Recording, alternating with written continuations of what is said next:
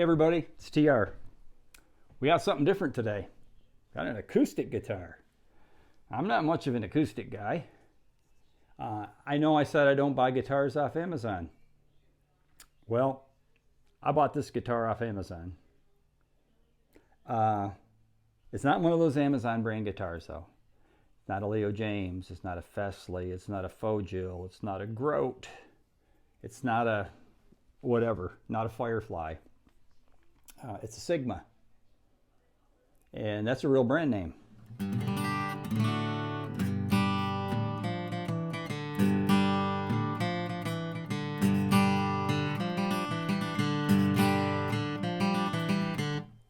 Sigma used to be Martin's cheap brand. Their Epiphone, their Squire. Not anymore. They make just Martins that are affordable. But the brand lives on. So is it some bizarre Amazon thing? No, I researched it. It's St. Louis Music. They're the people that do Alvarez. I also looked, and they have a lot of nice acoustic guitars. This is exclusive to Amazon only. My thinking is what this acoustic is you know how they have those Squire debuts that they only sell on Amazon to compete with the Fesleys and the Leo James and the Fogils to get the price way down? I think that's what this is. You can only get it on Amazon. And it is their utter cheapest, $159. Okay, features. There's a reason I bought this. It's got a solid spruce top. Back and sides and neck are not mahogany, but they're sort of mahogany. They're sapele, is that how you say it? Sapele. The neck had a satin finish. Felt almost rough at first. I played it so much, it's shiny now. I can't put it down. The neck is thin. It feels like a 60s Les Paul neck. String action's less than 0.2 millimeters. The fret edges were dressed. They weren't sharp. Came with Diodario strings. Set of 10s.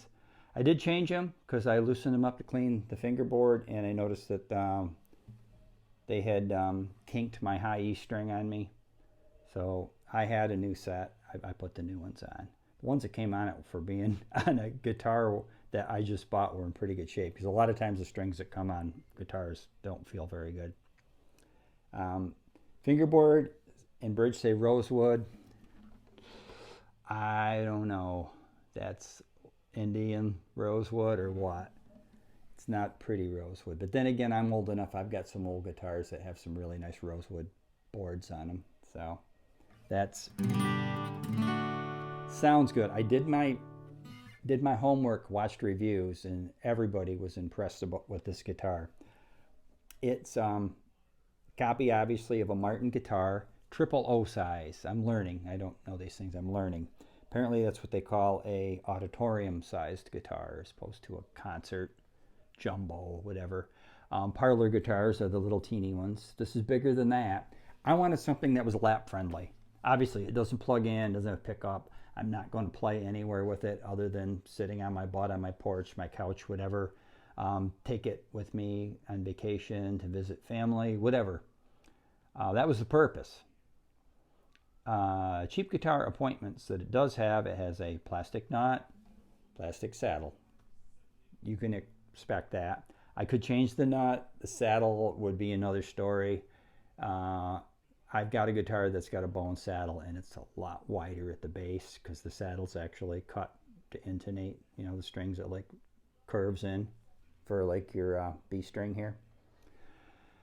So I don't know that I could do much of an upgrade on that. I could look and see what they got, but I really don't care. It sounds good. If it ain't broke, don't fix it.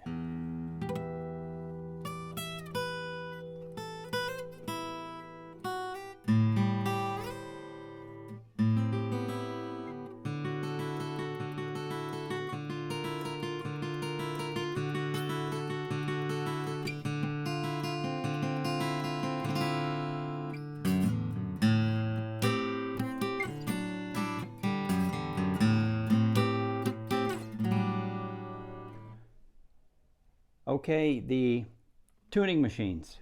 Well, let me go back to the nut. Nut is cut. That's another reason I'm only this plastic nut. It's cut perfect.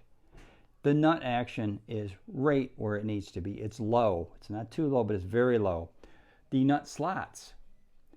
If a nut's cut properly, especially 3 on a side, old school Gibson way, your wound strings should have half the string above the nut. Your plain strings should be just below the top of the nut. Perfect. It's literally perfect. Tuners. That was a bit of confusion. Reviews I saw said Grover tuners.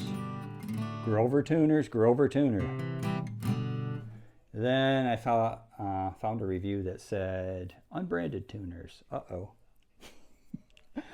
That was only a year old. Well, they look like Grovers. They got the kidney bean. They're not Grovers. The pictures on Amazon looked like they were Grovers. So I'm like, okay, whatever. They work great. They work really good. Well, I got to the bottom of why they're not Grovers. The other guitars were made in China. And I don't know if you know it or not. All Grovers are not created equal. They make Grovers in Korea. They make Grovers in China. The ones made in China are not fake. They're not knockoffs. They're not forgeries. They are made in China. So a lot of Chinese-made guitars will have those Grovers. The Korean ones are the primo ones. Like, you know, if you buy a Gibson guitar and it comes with Grovers, it's going to have the Korean ones. So anyways, this guitar is made in Indonesia. They switched the company of origin. I prefer Indonesian guitars to Chinese. I think they do a little bit better job craftsmanship. So that's why. These are the Indonesian kidney bean looking tuners.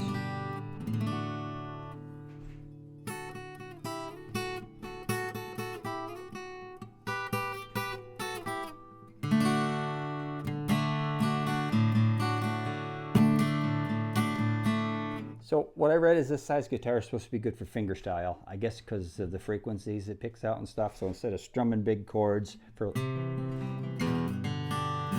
picking out individual notes.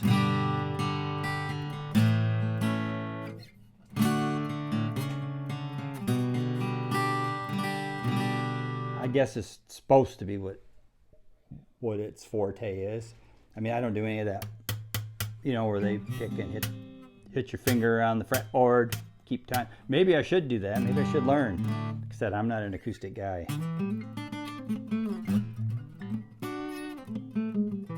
Obviously, the bridge pins are plastic. They're going to be plastic. But for $159, solid spruce top. And to me, it sounds good. It's the size I want. It fits what I want. What I did is I bought myself the finest $29 gig bag Amazon had.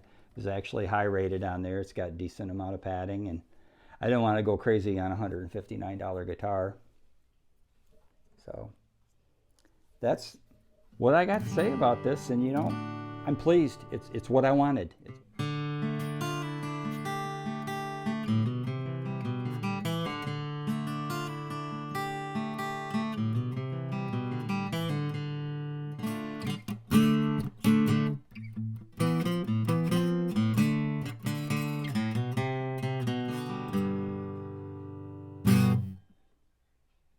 I'm keeping it.